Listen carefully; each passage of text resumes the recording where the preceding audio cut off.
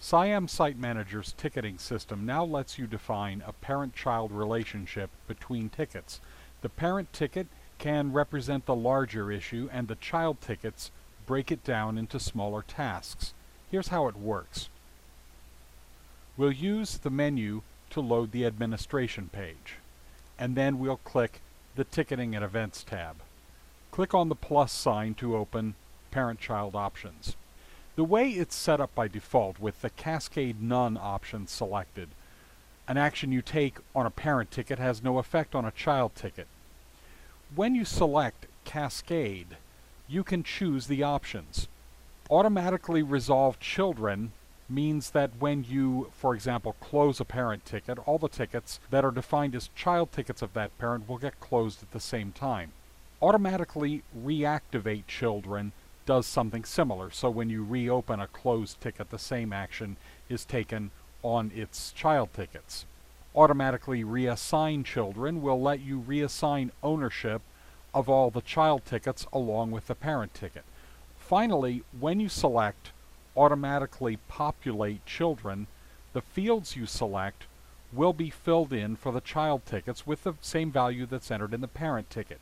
Which fields you select depends on how you want to use the ticketing system. So maybe you'll want to populate the site, the location, and the room number, but you'll set different priority levels manually for the child ticket, so you don't want to select that option. So let's make our selection. We'll turn on the options to automatically resolve, reactivate, reassign, and populate.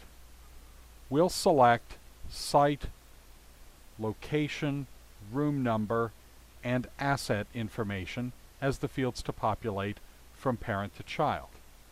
Now let's navigate to the ticketing page.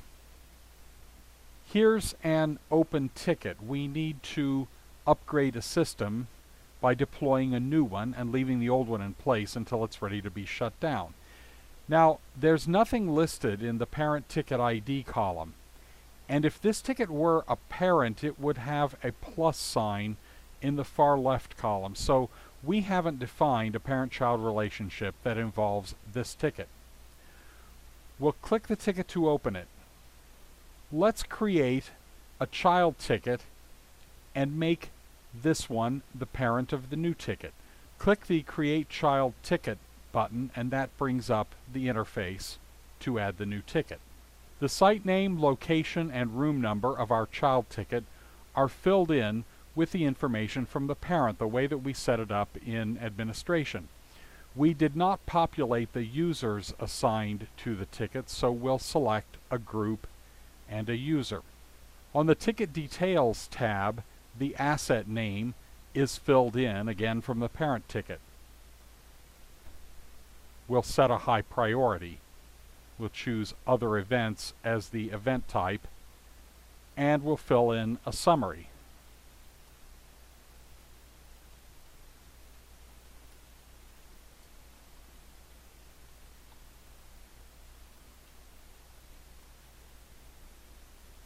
When we look at the Parent-Child tab, we can see that the new ticket is associated with ticket number 6. 6 is the parent and the new ticket is the child. We'll click the button to save the ticket. Now when we're back at the ticketing page, the ticket we clicked on now has the plus sign in the left column. And when we click it, we'll see the new child ticket. The child ticket doesn't have its own line on the ticketing page because we assigned it to a different user. When we check the box to show tickets for all users, we'll see the new ticket on its own line, and there's the parent ticket ID that it's associated with. So we just opened a parent ticket and created a child for that ticket. We can also edit an existing ticket. Go to the Parent-Child tab, click Associate Parent, and select a ticket there. Now the ticket we edited is a child ticket. Let's go back to Administration, to the Ticketing and Events tab, to look at one more related feature. When you configure ticket templates, anytime a ticket is created with a particular event type, child tickets are created for it. You can take something that you do regularly and predefine the tasks it's broken down into. So here we've created a template for the new office employee event. That's a custom event type that we've created in the event types section, which is also here on the ticketing and events page. We'll click the template to see how it's defined. When a ticket is saved that uses the new office employee event, we create 3 child tickets for it. One is for setting up a new computer, one is for getting the voicemail set up, and one is for setting up the user on our Active Directory domain, including the email setup. We can set the priority for each one, and we can add and delete the child tickets defined by the template. All the templates are listed. They can be enabled and disabled or removed completely. Let's go back to the ticketing page and we'll create a new ticket. On the Ticket Details tab, we'll choose New Office Employee Event and we'll type in a summary.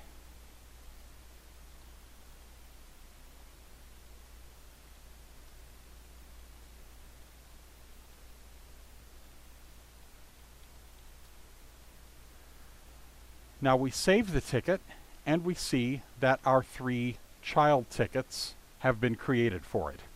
With this feature, you can set up tickets for all the smaller tasks that need to be done every time you add a new employee or for other jobs that you can break down into smaller tasks.